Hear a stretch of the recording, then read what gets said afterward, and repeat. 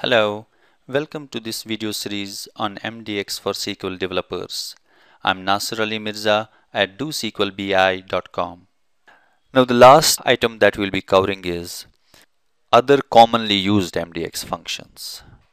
We have few of them here.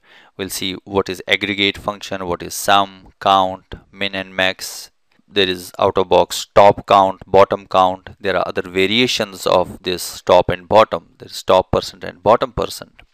We have a support for union, except, intersect that SQL developers have seen in the T-SQL, and then checking the existence.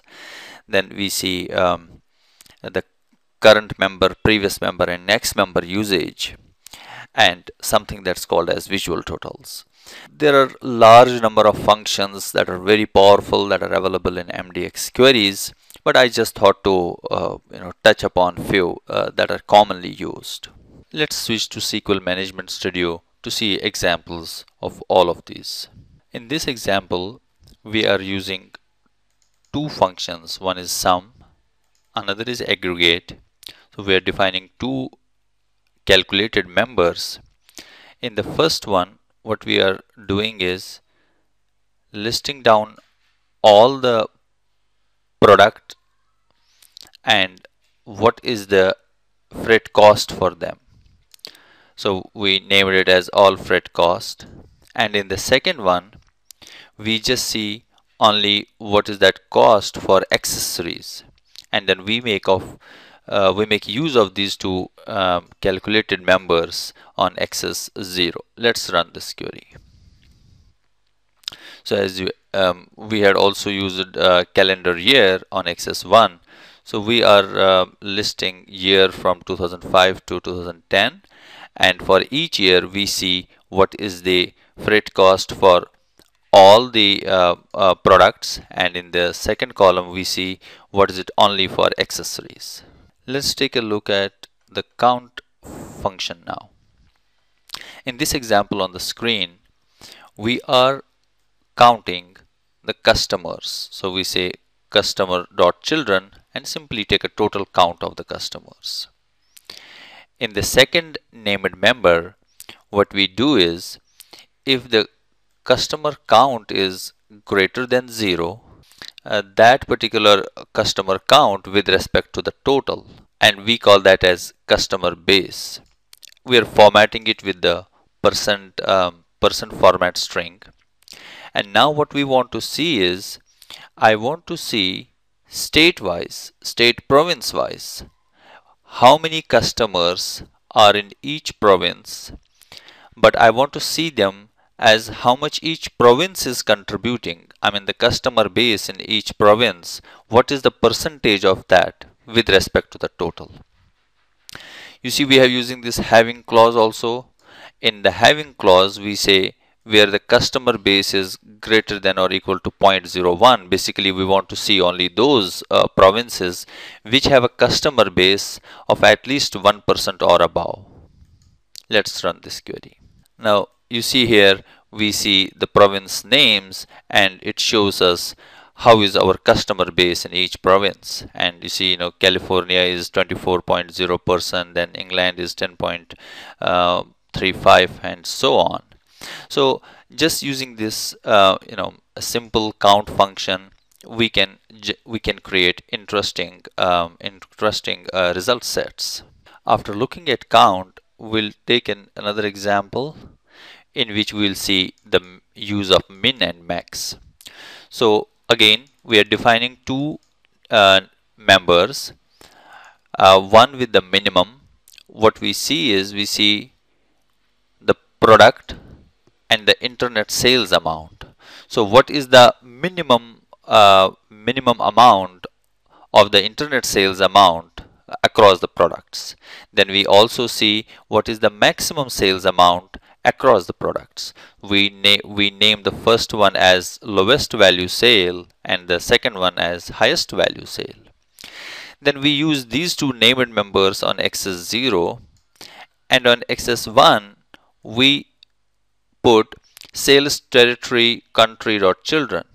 So basically we would want to see that in each country, what was the lowest sale that we made and what was the highest sale value that we made. Let's run this query.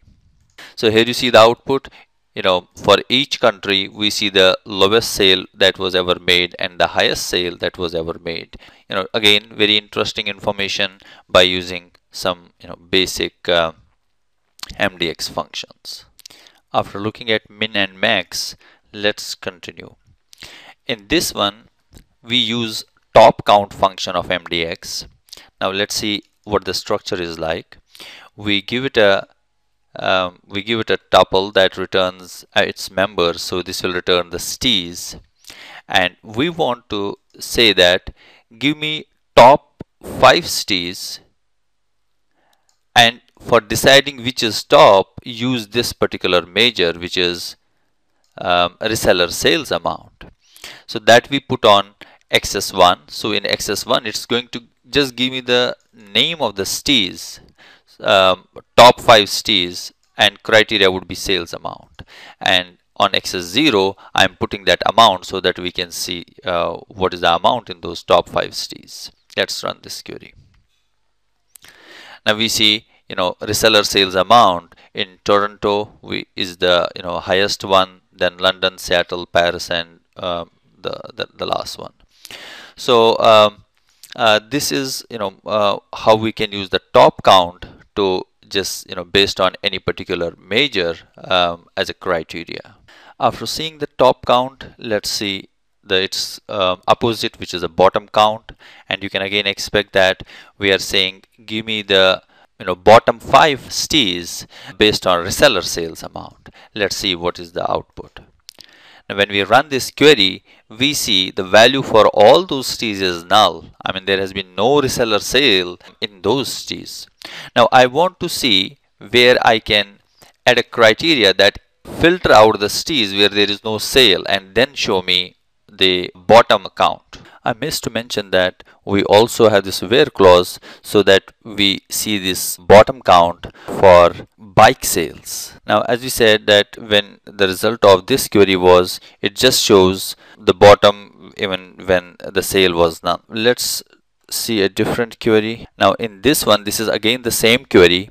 All that we have done is we have added a filter. In this filter, what we are saying is the cities where reseller sales amount is greater than or equal to 1. So bottom count needs a set as a first parameter, but we are giving now a filtered set. So to ensure that at least whatever gets input to the bottom count function has 1 or more as a value.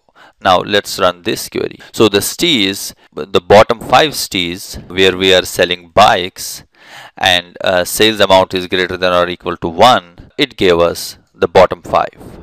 So that's how we could use the bottom count function. After looking at top and bottom count, we'll see union, intersect, and except. I have some examples ready. Let's start with the union one.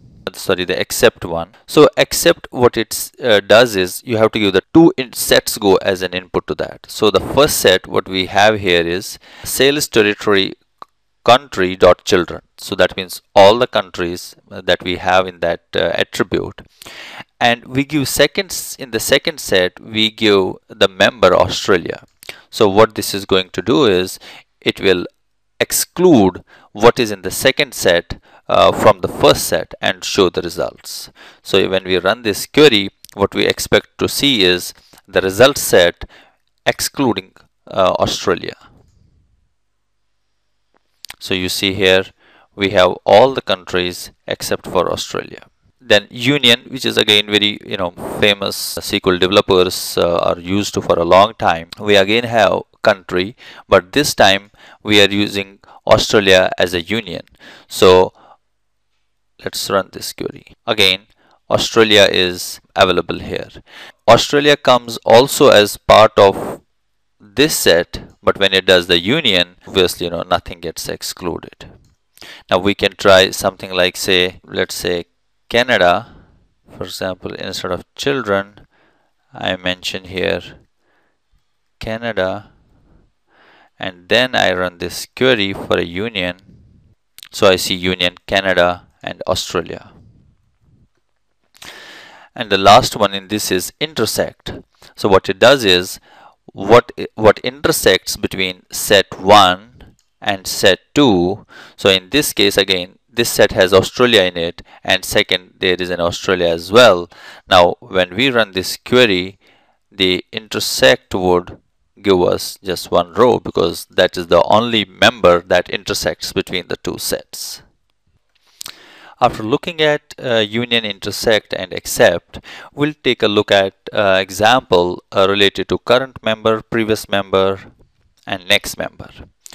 I'll directly jump to the example. This current member, previous member, and next member is a very powerful thing that we can use in various contexts. We saw in the previous examples that how we could build some interesting result sets based on this. Now let me kind of give a quick explanation what we are doing, and we'll see the result set as well. We are again defining 1, 2, 3 named members. The first one we set current member, then member as a previous member, and next member as a next member. All that we do is we just say sales territory dot current member, and then we just take the sales amount. The format string we use currency in all the three. In the second one we say previous member, and in the third one we say next member.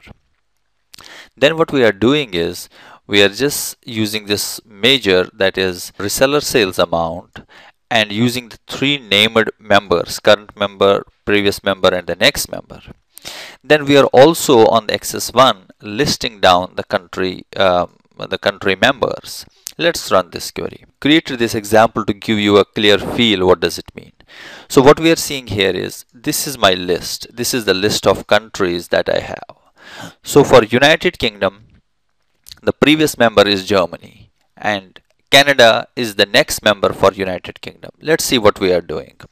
Now here, for United Kingdom, if the sales value is this, its previous member's sales value is this, and then its next member's sales value is this. Now see for United Kingdom. First column is reseller sales amount, then current member sales amount. So current member should match these two because that's what the current member is. And then the previous member for United Kingdom is Germany. So when I see this previous member for United Kingdom, this previous member value should match the value of Germany. So here is 1983988, 1983988. Now for United Kingdom again, the next member which is Canada, the reseller sales amount should be this one. So this reseller sales amount 14377,925 is what is matching here. Now look at the first one. First one is France. We see the previous member value as null because there is no previous member for that. And as understandable, the last member is Australia. There is no next member. So that's why for the next member we see this null. This is just to kind of give you a feel of what we can pull up with the current member, previous member, and next member. And while creating some interesting queries and manipulation, you can use it in those particular contexts. Let's see one example, quick example that how we will make use of this current member. Now in this query, we say we are just listing down the team size in increasing order. Defining a member with the name team size, and I'm using the employee user defined hierarchy, and then I say current member. But about the current member, I have a way to just use the siblings count. So which means what are the number of members at that level. So that is the team size, and I see this team size, I put it as on axis 1 and on axis 0, and on axis 1 I simply list down the team members. I also use the order. Now this order helps me that I want to order them as per the team size, and that ordering I want to be done on the ascending order. You'll see ascending order, there is another way I can use binary ascending order. So that's what this BASC is. Let's run this query. So this gives me the name of the employee and the team size. So this is one at that level. This one has two, and so on and so forth. So you see, as you go down, the maximum team sizes are, the sibling count says 24. So this current member, previous member, and next member, depending upon the situation and the query you are writing, they are very, again, powerful things in MDX. Next, we'll take a look at something called as visual totals. Before we actually see that, let's see an example. Now, in this simple example, I'm referring to product category, the all member, and then accessories and clothing.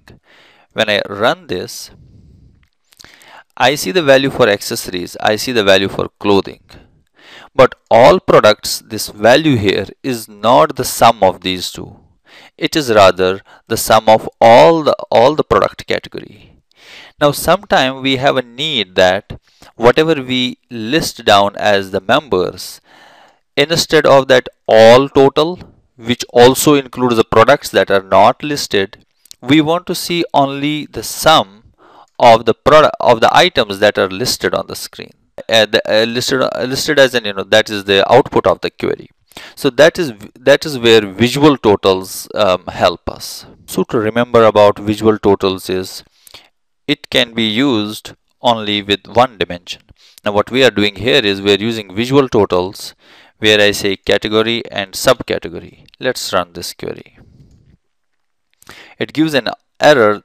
The visual total function may only be called with a single hierarchy set parameters. So we have here multiple hierarchies that are used in the tuple.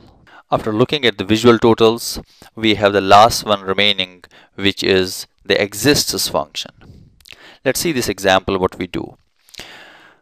Exists, we have to give two sets. So what it does is, it just sees from the set 1, what is that exists in the second set.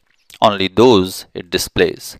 Now what we are doing here is, we want to see the employees that belong to department research and development, and the employees that belong to finance department. Let's run this query.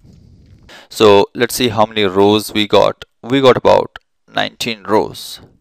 Now to just make sure that it is really filtering out, what we can do is comment out the second one and rerun this query, and you can see the result set itself looks smaller, and we have only 8 rows out. So the exists, it just sees the first set and what exists out of the set members in the second set, and it shows only those that exist in the second set also from the first set. We have some other interesting examples of this. In this example, we are seeing customers of a particular city. So we say customers as a first set for the exists, and the second one we say where the state province is California. So when we run this query, it gives me the customers which belong to state province California, about 4,445 rows. There is a variation of the exists, how we can use that. Let me show you that example as well. This again exactly the same query where I say first set is customer members, the second is California, and then we give a third parameter within quotes as the major group name. So we say internet sales. Now whatever would be the output, it would also check that they should have at least a row in this particular major group. That means we can say customers of a particular city with internet sales. So we get that output as well. The last example for the exists function is that we are saying in the first set again the customer members, and then in the second set we say the customers that belong to California and who have bought the product clothing. So let's run this query. Now we see there are about 1,509 customers that belong to California and who have bought a product clothing as an internet sales. This brings us to the last example. Let's switch back to our presentation.